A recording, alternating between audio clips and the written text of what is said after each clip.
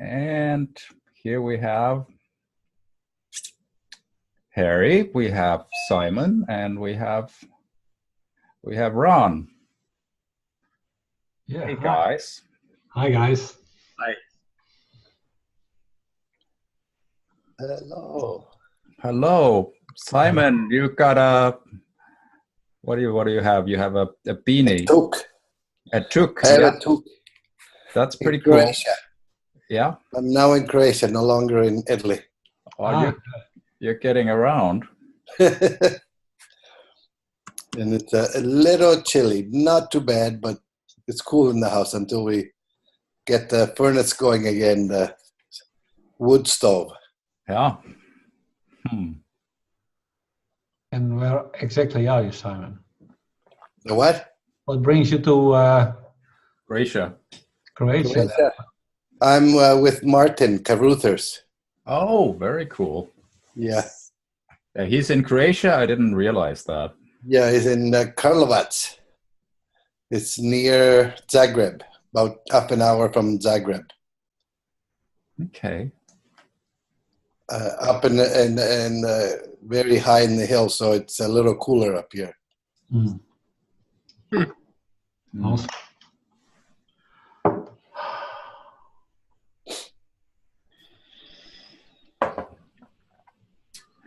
So how are you guys? Hi, Ron. Hi, Fleming. Good. Good? It's probably not quite as cold here. We don't have the heat on yet. Okay. Slightly chilly. I don't need a cap, though. Actually, I could take it off. Let me see. It's okay. You can wear a cap inside here. It looks cool. Absolutely, yeah. Look kind of crazy.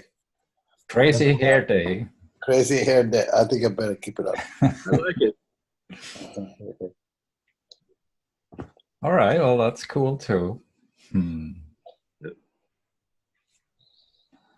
Okay, so now on to the topic. I mean, it's a little bit odd that we're all like men, and I mean, somebody might, somebody might accuse us of sort of something. I don't know, or maybe it's good.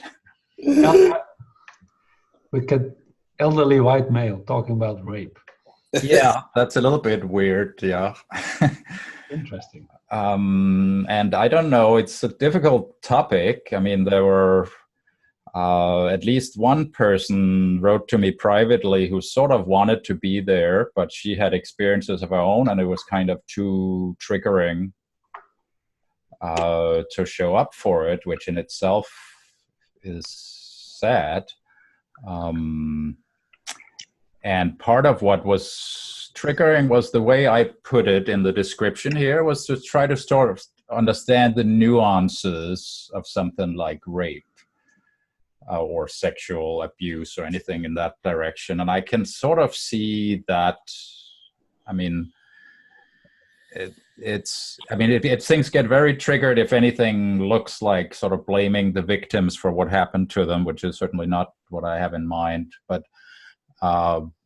when one starts talking about nuances, and what I mean with that is sort of looking at it from different sides, and how do we all sort of have a part in creating certain behaviors that is not just sort of some bad guys over there that do things we wouldn't dream of. I mean, if we can sort of more understand it, or looking more at some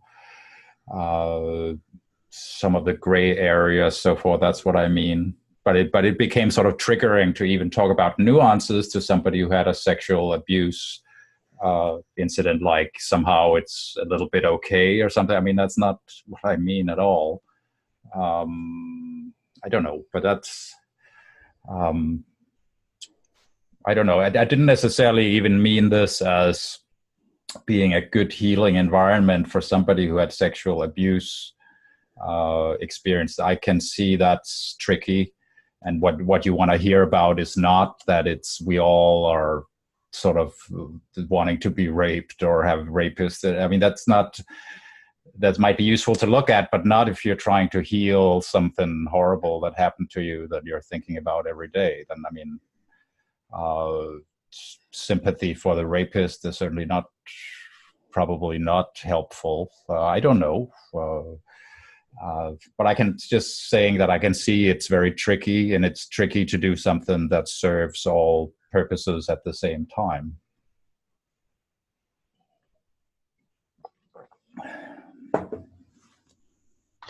Could you say a little more about what made you put this topic, made as a part of an experiment? Or what do you want to experiment in this? Well, it seemed to be sort of in the air was in part, there was the Kavanaugh and Ford hearings in the U.S., sexual abuse, and it sort of was a hot topic. Mm-hmm. But also somebody mentioned something about it on some thread somewhere as a side branch to the last experiment. Otherwise, it didn't have anything to do with it, but last one was fun and playful. Mm-hmm. I, generally speaking, like bringing up difficult topics just to practice how do we deal with it, how can we be better at it. So there's just that, and it felt a little bit current or particularly hot right at the moment. Okay, thanks. What you've been saying the last few minutes and elaborates on just a brief, when I saw the post, just a brief impression I had, and hardly even gave it a thought, but that impression was about approaching difficult things with an open mind. And it just sort of reminded me of and now you're talking about it and elaborating on it, reminded me of the importance of that. And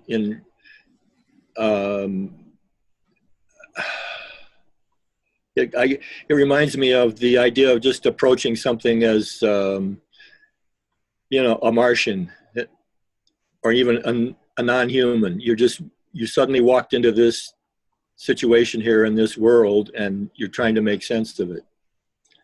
And the first thing that occurred to me then, after I was thinking about that in the past minute, was that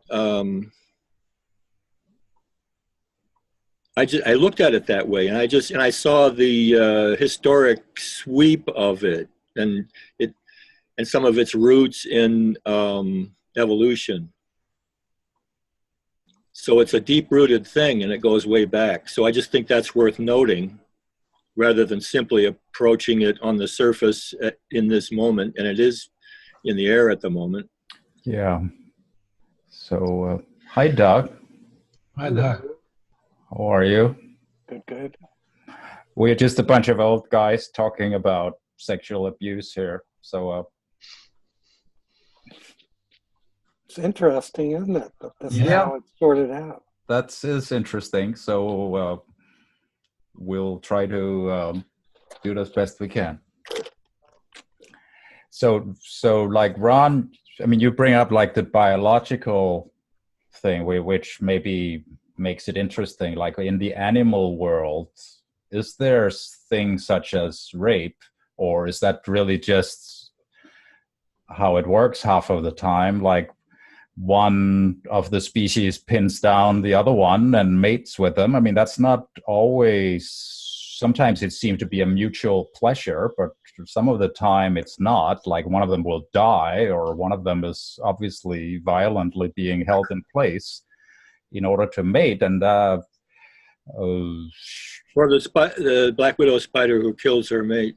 Yeah, or like there's the anglerfish, where the mate is much smaller than the female, and he latches onto her, and then all his insides get sort of sucked out, and he just becomes sort of an appendage that just is a sperm sac, and his eyes and everything disappears. Yeah, that's mating. So so now I think I'm seeing that. Even though I do want to look at the historical sweep, going back to who knows how ancient the roots are, and still I was kind of thinking of maybe you said biological, and I was thinking biopsychological or biosemiotic, or so. I was thinking very much of the human part of it. To, you know, I wasn't thinking of black widow spiders and very. Something that does come to mind though. That's probably the kind of maybe sits on that fulcrum would be primate behavior. So yeah, I mean, we humans, we tend to sort of, well, some of us tend to sort of idealize the natural world, that we went a little off track, but in the rest of the animal kingdom, everything is sort of harmonious, and it is to some degree. But in another way, it's no. Everybody's eating and killing and raping each other to survive. I don't know how that helps us, or true. Well, Harry, may I ask, does any one of you have any direct experience with rape? No. I mean, I wouldn't say it would be nice, but I mean, I don't know if it would be helpful if one of us did. I'm noticing I also tend to kind of take the topic and put it very far away and look at it from a distance like a Martian, as Ron just suggested, because then I can talk about it, but I cannot feel into it. So that's why I ask, maybe some of you have some experience of very direct or indirect or closer than that. So I kind of dived into it. Absolutely. And I also want to report, I'm a white male, an elderly white male now, but I never could bear to watch, like in a movie, a rape scene. I just couldn't. I stopped sensing. I stopped all my feelings when that happened. It's so violent and so rude. I can't handle that either, but I mean, one reason I put sort of several angles to it in the things I posted in the event. I mean, there are other things that maybe approach it. People have sexual fetishes and habits and so forth that for some people will look similar, like it's violent, BDSM, people tie each other up and do things to each other, but consensually. For some people, that's sort of the same thing. Those are maybe some of the nuances I was thinking of, that there are some things some of us maybe like. Yeah. That are okay, that it would be good to understand that, to sort of differentiate it from the stuff that's maybe not okay, the non-consensual, violent behavior. Well, that's another thing about consent and violent. And so if you go back to the very biological roots, Mother Nature doesn't give a fuck how I'm created. It just, my parents had sex, and whether it was rape or consensual, it doesn't really matter. It gave me my existence, and so sex in itself is has nothing to do with love as such. It's just the way we procreate. So we can look at that, and then in this conversation, I tend to frame rape as this human value that you should not abuse other humans, and so then this is a particular subdomain of that we males should not abuse women. Well, it's not, by the way, gender unilateral. No. That it's male to female. And it's actually not gender based at all. I think it has more to do with the meme, the word itself, in terms of what it's describing, is sort of transcendent of gender. And I don't think it has to do with reproduction or sexual pleasure. I think it's defined as an act of violence, and an act of, projection of power and authority over and against the will of. So, I don't think, I think raising the natural world question we're the only species with this higher level executive function ability to abstract ideas and thoughts and come up with the construct and the name of what this is as a description of our behavior, where I think imputed in it is a very real intentionality on the part of the actor, of the perpetrator. And I think that intention and the roots or underlying drivers for the birth of that intention is where the greatest sort of question marks and inquiry arise for me. You know, what takes somebody, aside from the outliers of somebody who's purely sociopathic or psychotic, so, you know, psychopathic, you know, what takes a Kavanaugh from a normal frame to being a perpetrator? And I think that's a line of inquiry that really goes to the essence of it. What is the essence, according to you? You know, what drives a person to get that so dissociated on a heart and spirit and connection level that they can perpetrate this kind of action against another human being. And you mentioned intention. Yeah, because the intentionality behind somebody, behind a perpetrator of rape, is at least based on the literature and studies, it's not about sex. It's about violence and aggression and power and authority, and anger more than anything else. So, you know, what are the root drivers to drive a human being on the premise that we're all born, with the exception of outliers where there's literally a missing psycho-emotional connection or machinery or capability to know the difference between right and wrong, which I think is real. But for the vast bulk of people in the bell curve, everybody has the innate starting point. At least I believe. I don't think a baby is born with anger, hostility, aggression as an intrinsic set point for how they feel coming out of the womb.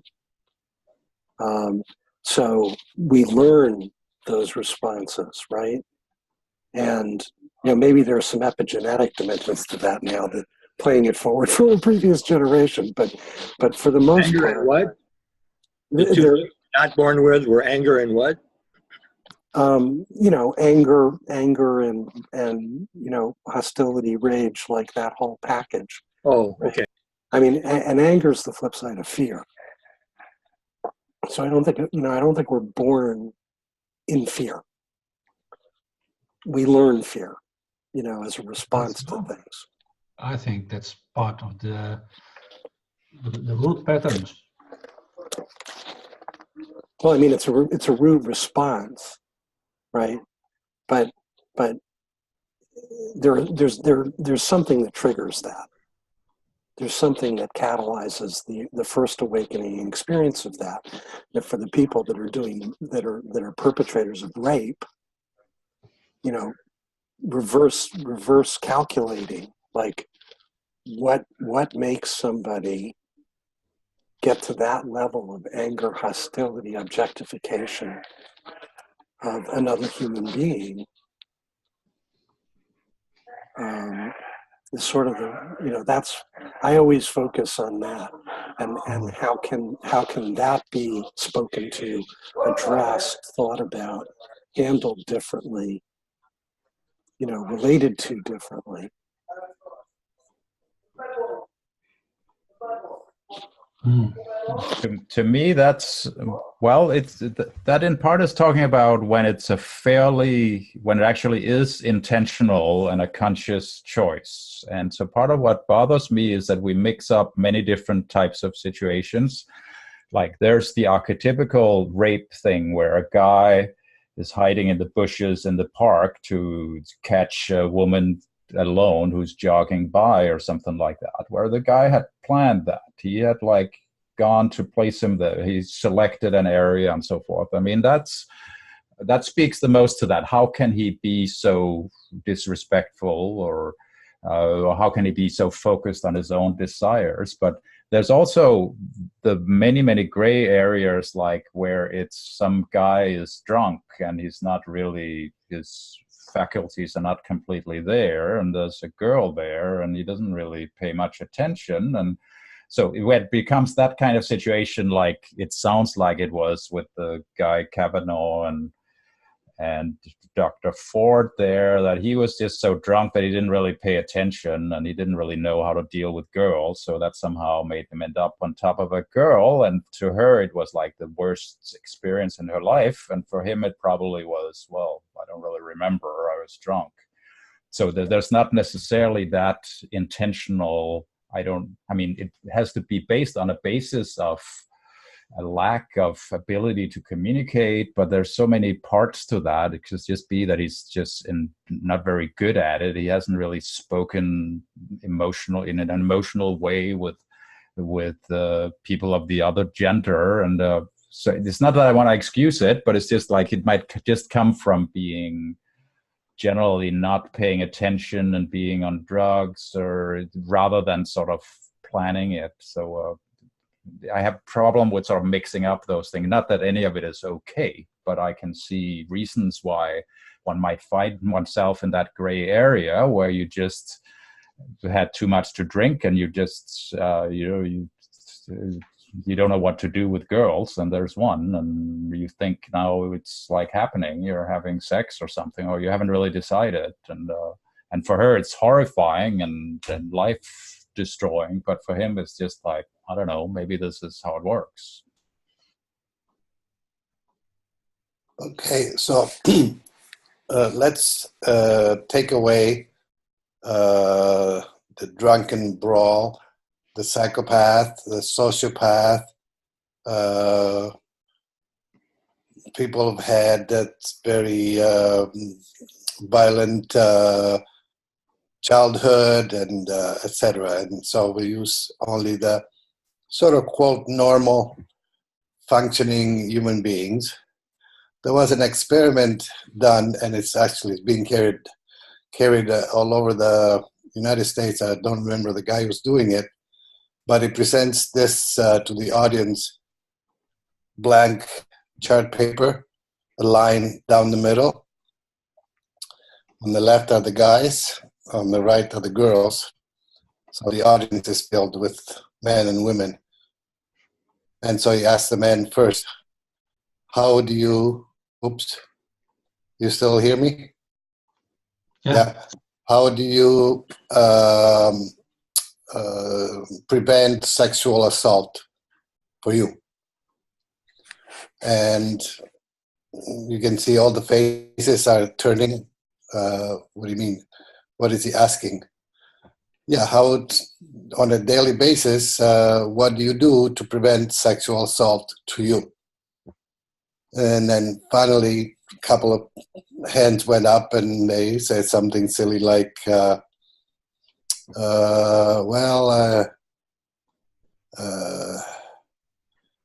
try not to go out jogging at night.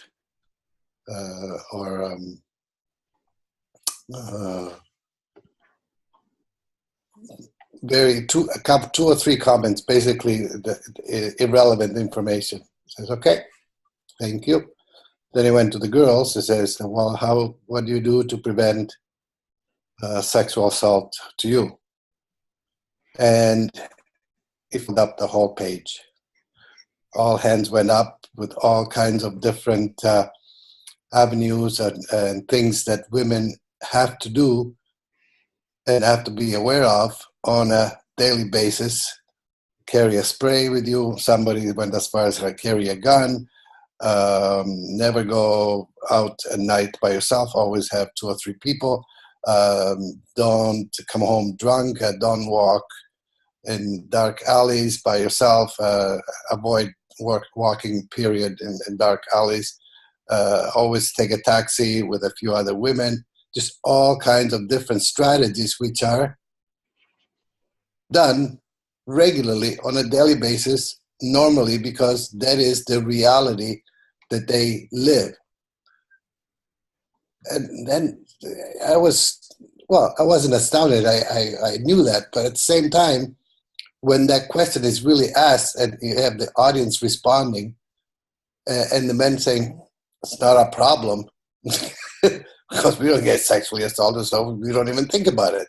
Mm-hmm. And a lot of them, that's what they said. We don't think about it. And so I think there is a whole big point missing in the whole education system, something that is being still kept down. In some ways, the system is still trying to pacify, because we have to allow these boys, especially white, especially in the elite system, to do silly things once in a while. Otherwise, life is not worth living. So we have to allow for that nuance to continue to occur. We cannot really put it down, or we would have the majority of people in high positions demitted from their positions because at some point or another they have abused their position of power and authority. Because in the position I am, I can get away with it, and it does have that kind of drive. It feels good to be able to do something like that, and that's my angle. That then you start including other groups of people. You start including some of the clergy. You start including some of the Eastern society that seem to be even more. Somehow there is a tendency to be more accepting that it's okay if women get abused, because that's what they're there for. They're to justify men's existence. So there is That's it. That's a viewpoint, or a viewpoint from positions of power and privilege, and they're not going to be relinquished easily. Not only in this area, but in all areas. And so that all of a sudden, I'm reminded that it's all related. Mm-hmm. The whole Western Judeo-Christian Abrahamic faiths construct was, male at the top of the pyramid, and women were chattel property literally until the 1900s in the United States. I mean, how long did it take for women as a population demographic to have legal rights, to be able to vote? So the whole Western construct, I had a conversation with Anna about this, where you can almost look at the whole world as males as a perpetrator class, and just about everybody else in a victim class, to a greater or lesser extent. And because that's what you just described with that auditorium experiment, right? That waking up a woman in Western society is a oppressed, aggressed against class, no different than being male and black in America, or being black in America, or any other color other than white in America. John Lennon. And John Lennon said, "Woman is the N-word of the world." Yeah, and that's an ingrained cultural construct that I think what's going on, what Me Too represents to me, and there are global expressions of it everywhere at different levels or stages of evolutionary awakening. But the same thing's happening in India, same things happening in Me Too in the United States and Western Europe, and I think it's a class uprising of women as a demographic force, and it's right in the same domain as the civil rights movement, and the battle of any and all minorities in majority, Western majority cultures. And so, Trump has 15, 16, 17 cases of being accused of sexual assault. I firmly believe in his mind and cultural frame as white, male, privileged. What happened, he is not responsible for. He did nothing wrong.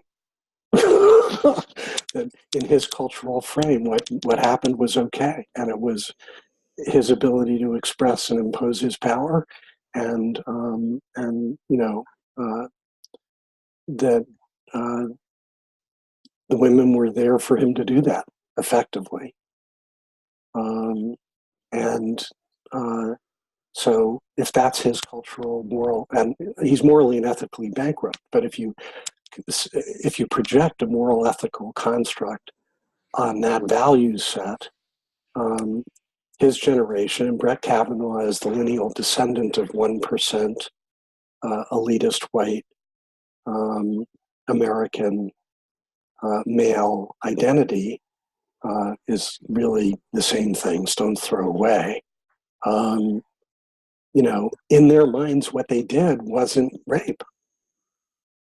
And there was a woman who came out with a testimonial who apparently was involved with this guy, Mark Judge, Kavanaugh's sidekick, who said that Judge had actually confessed to her that he and a group of boys were at a house party where a woman was incapacitated or unconscious, and they were in fact gang raping her, but they didn't call it rape. It wasn't rape. That's to Fleming's point.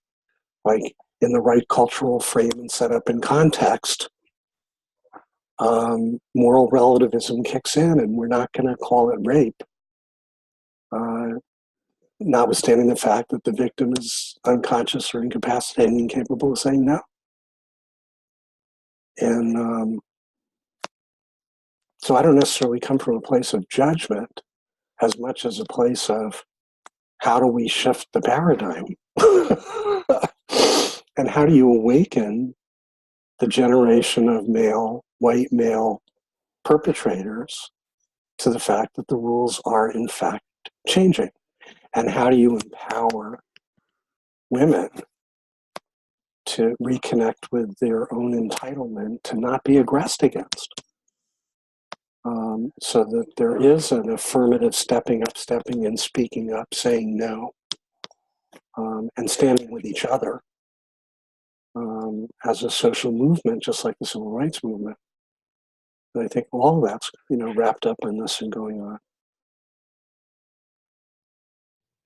I think it's important that thing to just be aware of, that the norms have changed. Like, there's some things we don't think are okay now that one didn't think twice about.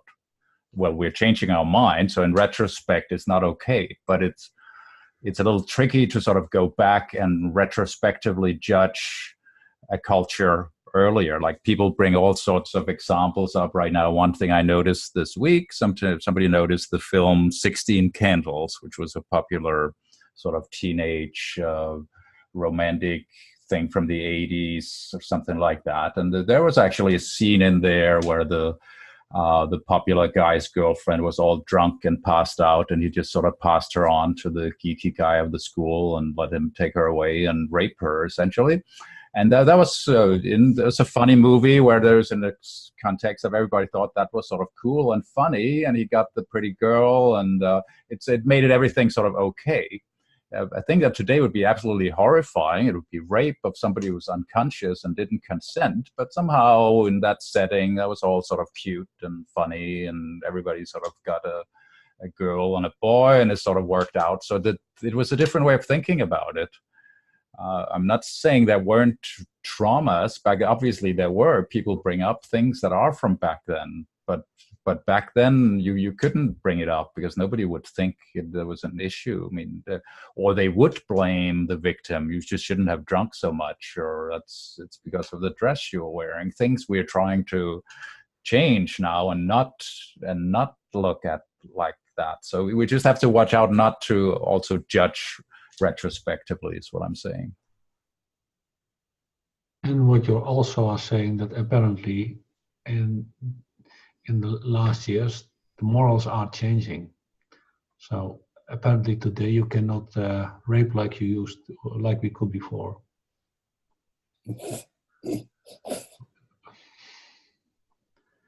And for me, more interesting is there's of course this thing happening between gender, but more generally, it's about the dominance hierarchy. The people on top, they're the rulers, and the rulers define the rules, and the rules apply to others.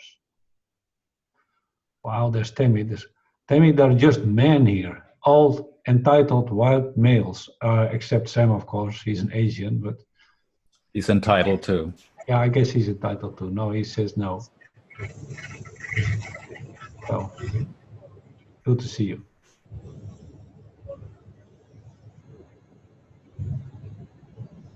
So back to my point, I like to look more at the dominance hierarchy, the way we dominate each other, and men dominate women because we are in power, thanks to the historical context and thanks to a lot of other things, and because also like it's not happening only between men and women. But if the boss says, "Well, you have to work late," then there's also a dominance hierarchy going, and people are abused there just as much.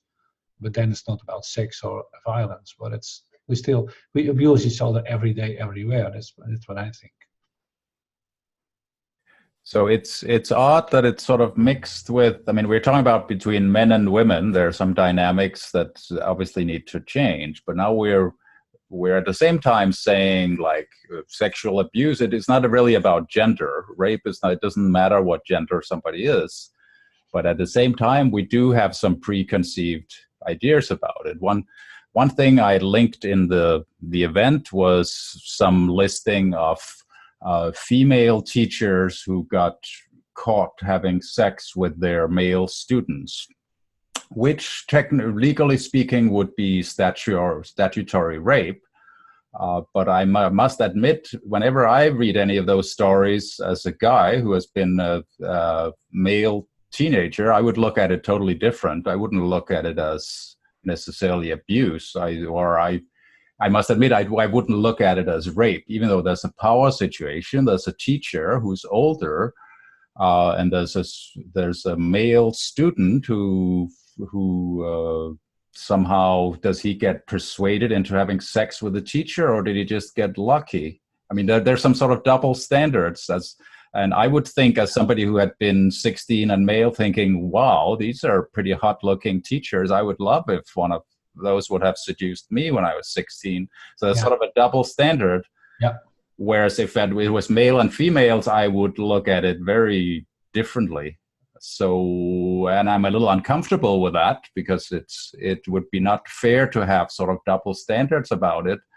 But I kind of feel sorry for the female teachers who ended up in jail because they had an affair with a student. They shouldn't have. It's a lapse of judgment. But is it rape?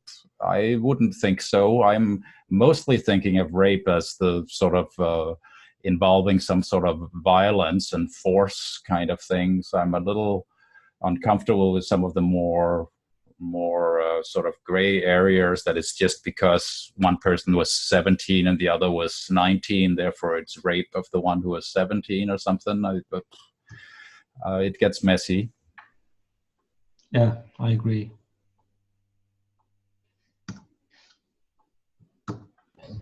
So I'm conscious of being the only woman in this conversation at the moment. I'm flipping through my screens and there's like 6 dudes and me.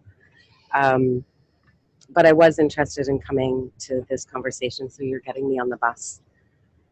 I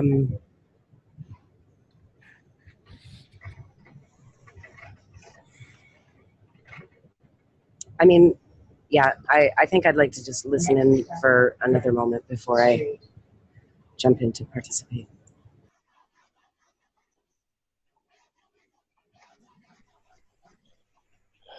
And oh, good, by the way.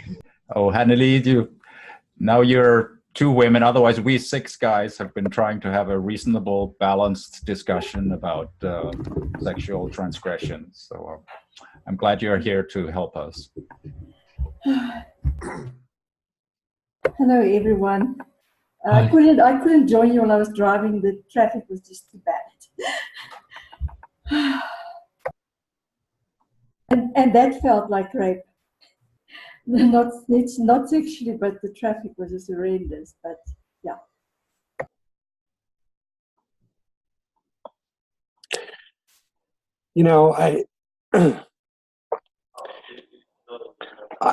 I think that in principle, the meme could be expanded beyond rape to the idea and concept of projection of power and authority and violence. Because the same evolutionary process has been happening in parenting. And children at one point were commoditized. They were put to work. They were resources. Capital, corporal punishment. If they didn't conform and comply, they were beaten. That's a projection, I think, of the same sort of cultural ethic. And the rules around all of that and the practices around all of that were also, rooted in male domination, male authority, male control.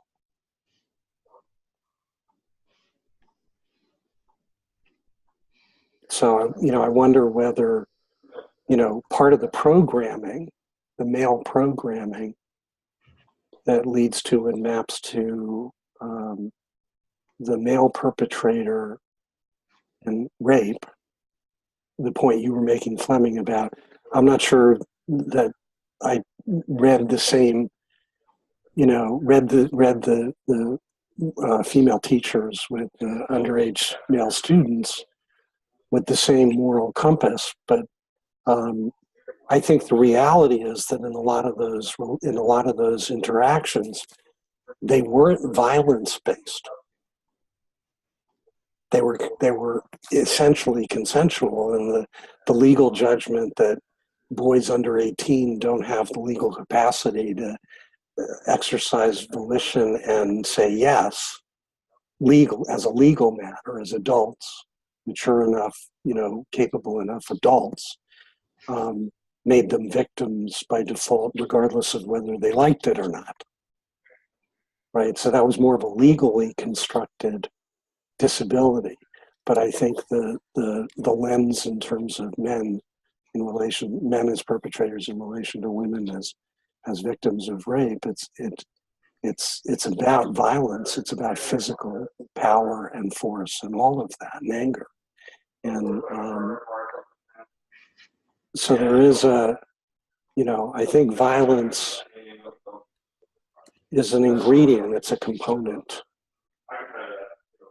It's against the will of, and that's a yin-yang, that what makes it violent is that the person on the receiving end is not a voluntary, consensual, willing partner.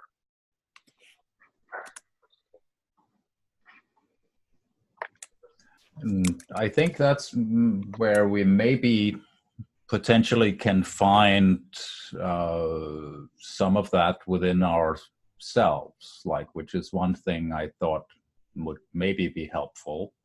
I mean, we can understand it better if we can find within ourselves. What is, I mean, some people are psychopathic and will just do whatever they want, but I sort of believe that most of us have something within us that matches in some extent.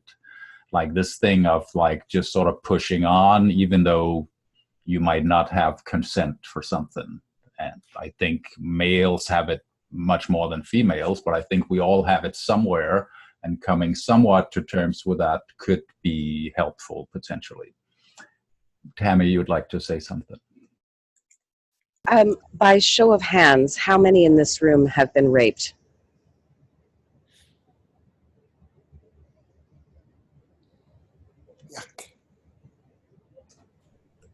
Which is a dramatic demonstration right there. Yeah. So I think that yeah, it's interesting to kind of look at the larger piece of the earth is getting raped, and all of, we can sort of conceptualize what's actually going on. But I think it's important to be grounded in the topic from an experiential place. So my first sexual experiences were when I was 4 and 5 by neighbors. My stepfather sexually abused me from 7 to 13, and I've been raped several times as an adult as well.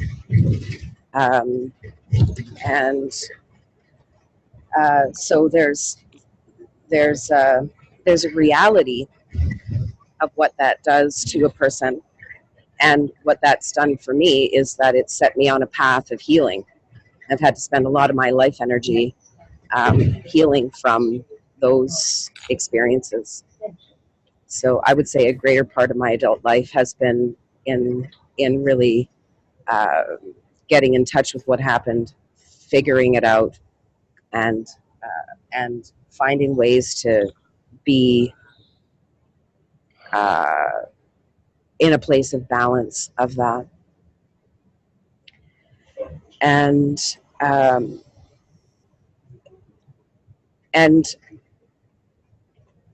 I mean, there's the obvious demonstration of the show of hands in terms of it happens to women, and also tagging onto your piece, Fleming, that it's like, maybe he just got lucky. Like, that's this sort of socio-cultural thing as well. You got some.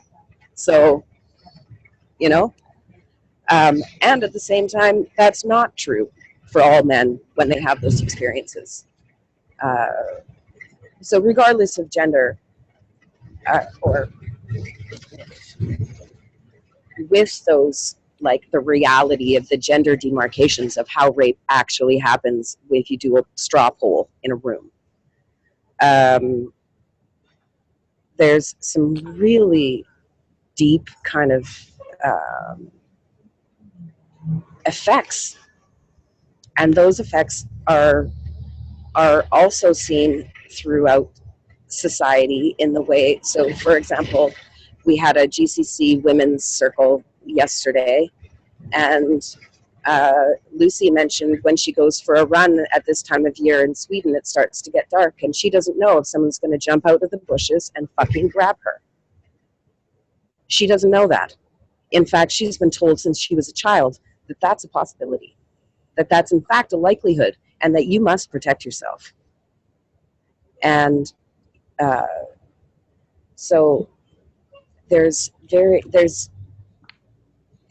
for me, when I talk about it, what happens for me is an intense rage, because, with the dog and pony show of the Kavanaugh hearings, and which is just a continuation of the dog and pony show of the American administration train wreck that's currently going on.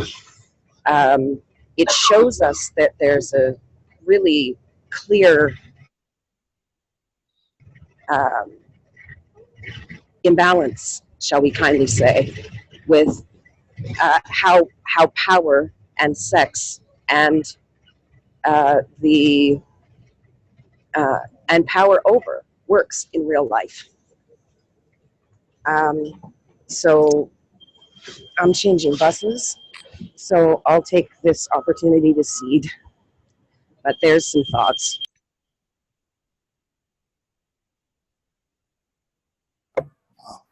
That was powerful.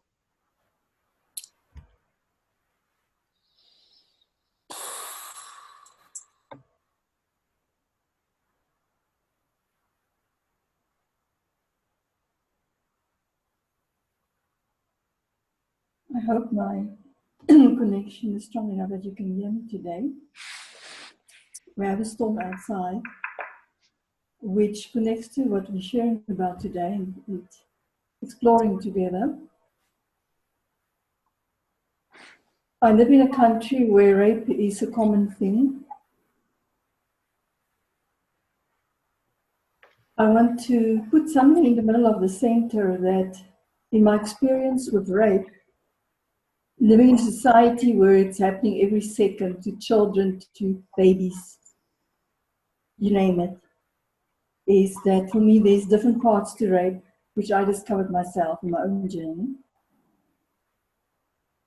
There's mental rape, there's emotional rape, it's not only physical, sexual, there's spiritual rape as well. In terms of what I discovered traveling alone as a woman in Africa for many, many years, over 2 decades, was that as a female, I was respected during those journeys because of what I transmitted outwards, but I was already a mature adult. I was not a young girl anymore. And it didn't matter what other people's perceptions was, but I realized I was once again almost raped 5 years ago in Zambia on a trip there, where I had to fight for my life the whole night by a friend's friend. And the friend was a politician. And the horror of it was bringing back my own experience of being raped as a child and as a teenager. I was never after that ever raped as an adult, but I always used to tell everybody, especially young girls, it's about power, it's nothing sexual. And the moment you consent to it, the person stops. Because they're not after the sex, they're after the power. And I used to tell them, if you change how you look at it, the situation will change. Because they're after the fear, they are provoked by the fear, in my experience. It might be different in other people's experience, so I cannot speak for others. In this moment, as I was driving here, I felt the energy because I knew what was going to be in the circle. And I was trying to sense, where in my body am I feeling it in this moment? And Tammy, thank you for a beautiful share. Because as you were sharing, I felt so much hard energy for you and for everyone who's ever experienced something like this. It actually brings tears. And it's like you say, it's the healing that happens afterwards and the ability to truly love again without, and for me, it was my journey was to heal the authoritative masculine in myself and externally, the weak masculine. And sometimes there's no words to speak about these things. And my own daughter was also raped. I know what it's done to her. As female, in terms of her own sexuality, but I also do know that it also happens vice versa. It's not only male, female, it's the other way around as well. I know of many, many cases where it's not necessarily only gender-based. But all I can say to you all now is that I truly know and believe there's so much love in this world. And living in a country where it happens so often, it is only through the love and through showing people who they truly are that we can ever change that. That's that rage that's within, that's been expressed, especially where I come from, through sexuality in terms of rape, because of the society, of what's happened to the oppression of the being. And for me, it always goes back to that. And when you live now in this place where everything is coming to the surface, it's opening up. So it's very different from when I was young. I mean, that's 40, 50 years ago. Very different now. So I'm glad that the information is out there these days, and that technology and everything is there, that we can speak about these things openly, that we don't see it as a shame or feeling guilty or whatever it might be, the person who it's happening to. But I've also had beautiful experiences where I was in the same building with a person who was a mass murderer, who raped many, many women. And I spoke to him we were alone, and I remember it as it's happening now. And he did nothing to me. He could have raped me, but he didn't. But it's because I treated him as a human being and not as the stereotype and the label which was put on him because of his deeds. And that really changed my own life. It was about 24 years ago, and it really changed my life as well. That if we can just, with compassion, and we have a word in my home language called dearness. It's similar to compassion, but it's different. It's like a deer. And if you can connect to that part in yourself, the healing is just amazing. Thank you that I could share.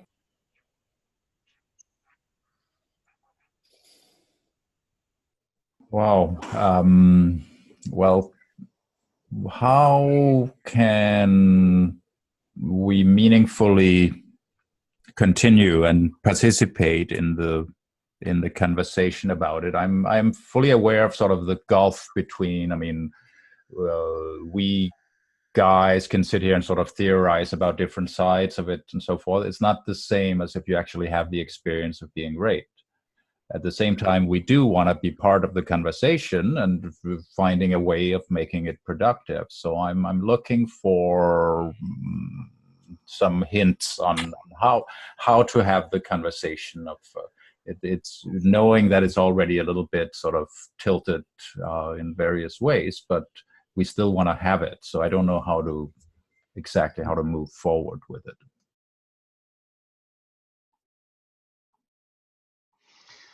If I'm trying to feel into this, I'm a man, and I have never been raped, and but I do struggle as a man with how do I handle my sexual force and my desires. I'm elderly now, so I'm not plagued by it like I was when I was young and full of desires and full of testosterone and only wanted sex and to fuck every day, every minute.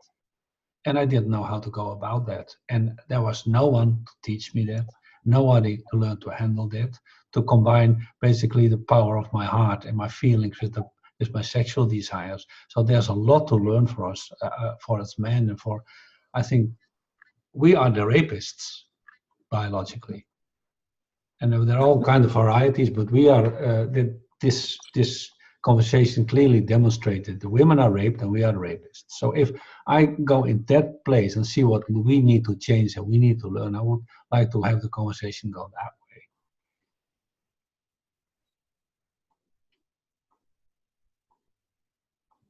way. Okay, here's another more ballsy question. How many people have had sex with someone without their consent? By show of hands. Sorry, I couldn't hear you. Tammy, can you just say that again, please? I'm just curious how many of us gathered in this room today have had sex with someone without their consent. Did you hear it? So how many of us have had sex with somebody without that person's consent?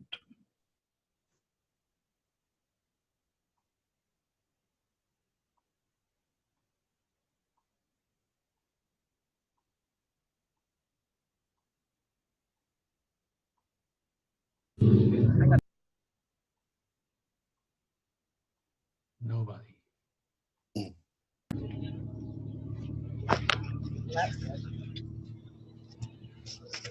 I guess, but how do we, yeah. I mean, I think also there's parts about, one of the things that I kind of wanted to touch base on too was there's the confusion of the pleasure on, in, you know, from my early sexual experiences, some of the hardest things for me to figure out was how to enjoy sex, and the confusion of remembering the experiences, and and being confused about enjoying it in some way. And it's so hard for me to even say those words but that's a really rich part of what happens, and what is so confusing for people that have experienced it is that it is it is a sacred pleasure, and our bodies are made to enjoy it. And I think that there's parts of how that plays out that is, you know, just extreme mental fuckery to deal with in terms of coming into balance with, for me to come into balance with my sexuality has been a real journey. And that is probably the most difficult part of it, is that, you know, from, you know, who knows what's actually meant to happen, but we, you know, there's a huge taboo to have sex with children, and yet it happens. And that, you know, the sexual self is awakened before, you know, at a very, when that happens at a very early age, I think that the sensations of pleasure and sex and all of those things get really entwined and difficult to tease apart. And so my teacher, I go to a psychic development class, and my teacher said that with early sexual abuse, most people aren't actually able to recover from that, because it's so deeply entwined with the identity. And it's, yeah, those are all, I think, important pieces of the lived experience of rape that I wanted to put in the circle, because it's my experience is that I've had to go on a journey and specifically invest a lot of my time to be able to be balanced, and to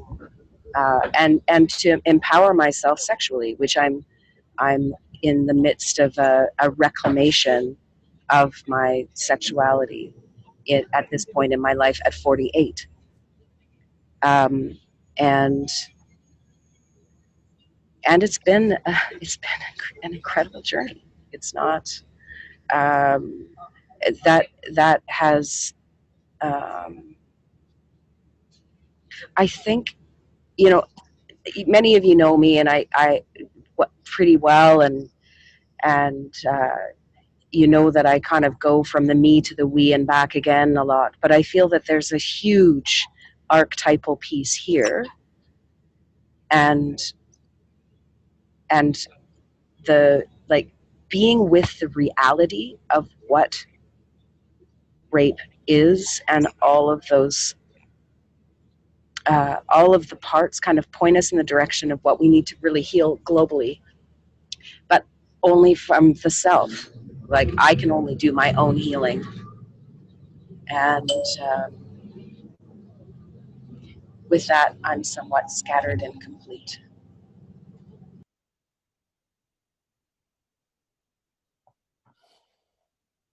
A few years ago, I went to a favorite beautiful spot on the lake, the huge inland sea, Lake Michigan, and it was a moonlit night, and there's a kind of a jetty. You can get just a beautiful view, and it's very pleasing. And one night I was out there, and I I was strong-armed. So I was held, you know, with an arm across my neck, half choking me, and relieved of whatever was in my pockets. And so, you know, so that was a pretty strong feeling of violation. And it's not the same as what we're talking about, but it reminds me of it, though. And you know, I'm pretty much, it's not like a long history and complicated maybe, I suppose there have been other things in my life somewhat similar, and they're from time to time. Maybe, I don't know if how common that is, but in any case, it's not like a history. It's not like a.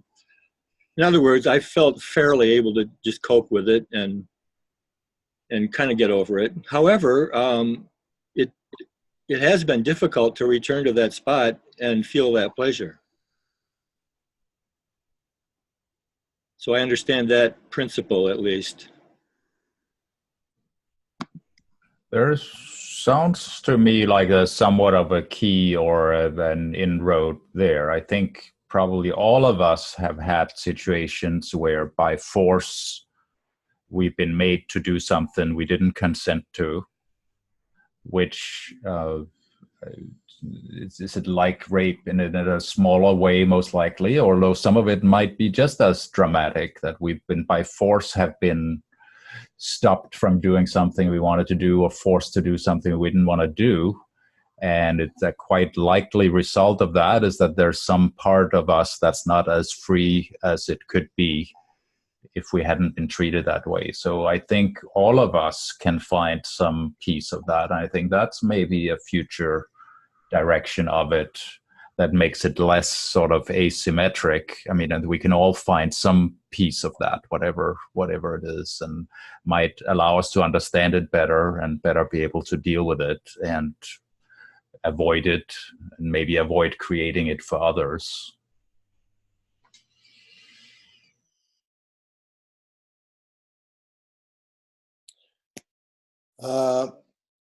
Just like the disaster that I just found out a few years ago, and I was not aware. I've been living in Canada for 35 years and learning about the disaster that's happened in the indigenous communities, where all the children are pulled out from their families and put into the schools supposedly so that they can do better, and total disaster. And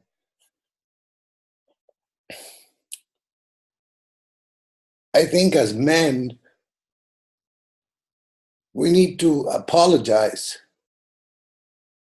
and apologize loudly,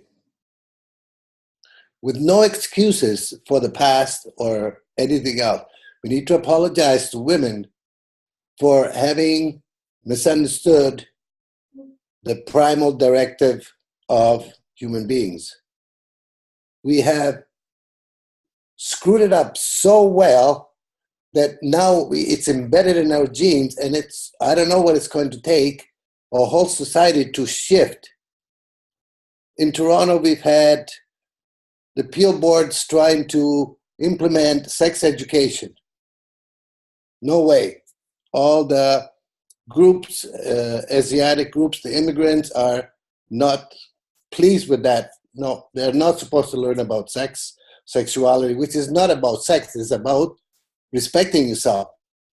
And they just don't know how to read between the lines, or there's groups who are using that as a political move, and it's becoming a farce. So again, it's not happening when it should be happening already. The schools are still not prepared to do justice to the female world who is bringing the new generation into existence. As if it's okay, we can have not in vitro, we can have a new way to make babies. So women are now totally irrelevant. They don't have any importance whatsoever because we can create life in a test tube. we need to apologize. That's my feeling, that enough of excusing society and the past and present. Every day we need to embrace women and say, we screwed up, but we're going to try to do something. Each one of us. That's my feeling. Could I ask the women present in the room if that would help, if I would bring you excuses for what all the men did around me?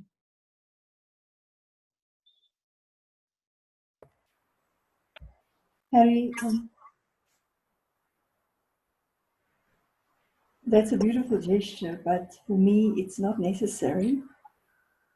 I'll tell you why. I was involved in a lot of women empowerment work a few years ago in Africa, and I developed a women development course for women to discover their true selves. And at the time, I shared with Turkish women in Turkey. And then stuff happened in my life when I stopped doing it. And end of last year, something extraordinary happened. I was guided to go and fetch that out of the woodworks where it was. I was just leaving it there somewhere. And I started re-recording the whole series. And then something extraordinary happened during the first one, and I'll send you, all of you wish to have it, the recording of that. I was speaking to the woman about, because I'm a very different person today than I was 5 years ago when I shared that at the time and when that was created. But the most extraordinary thing happened to me as I was re-recording it, the first one of the series of 8. I was telling the woman that, I was sharing how we live in a very different world today, and I was talking about the masculine and the feminine, not as male and female, but within ourselves. And suddenly, the masculine comes through and speaks through me as I'm typing, asking for forgiveness. It was just the most beautiful thing, and I typed it up as I was speaking it because I was recording, auditory. And I feel it now again. So I knew that day it was the total collective masculine that asked for forgiveness. And that was using this, and I didn't finish that, I didn't even continue recording this because for me as a human being, I knew it was done. But I had to hear from the masculine. It was most beautiful. I cried and cried for hours. It was just the most beautiful thing. And then the song of John Lennon came through, Woman. And if you listen to those words as well, it's also it's also sharing, asking for forgiveness. So for me personally, no. But as a representation of all those who have gone through it, I truly believe that if we honor the feminine inside of ourselves, whether we're male or female, then on a collective level we can heal it as well. Because it starts with us, not with the other. And if you in this moment can ask the feminine inside of you for forgiveness, you're doing it collectively as well.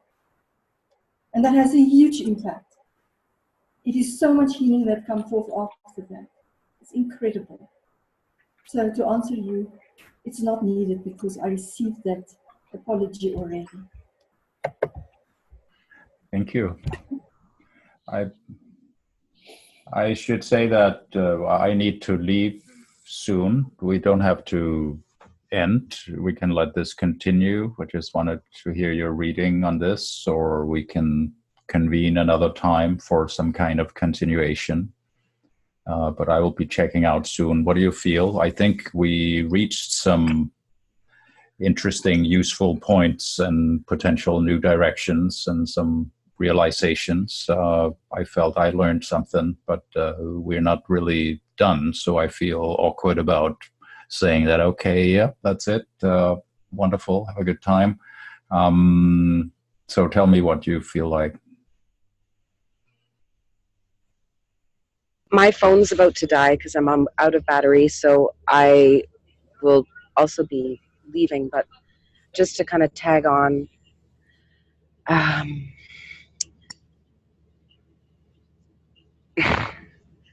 I'm powering down.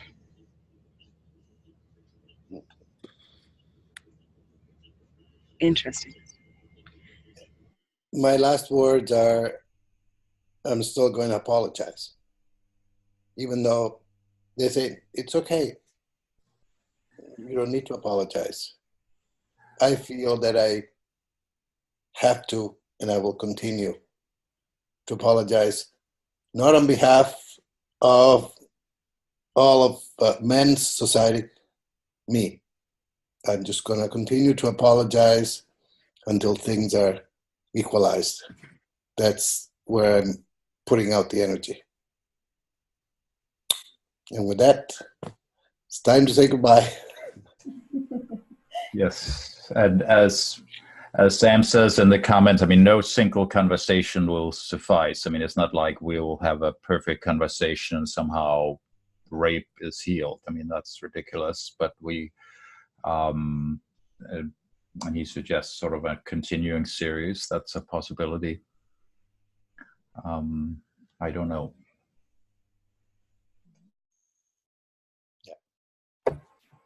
Can I just drop something in? As someone who has gone through it, it is what's taken away from you, your innocence. And I think sometimes we focus on the act as rape, and we forget about what is taken away. And to balance that back is, for me, we should focus on the other side, on bringing the innocence back in whatever ways. There are infinite ways to do that.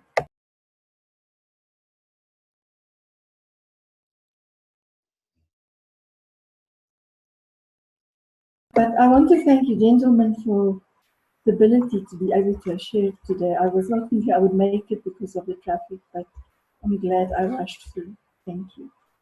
And for your gentleness. I am so glad you made it and that Tammy made it.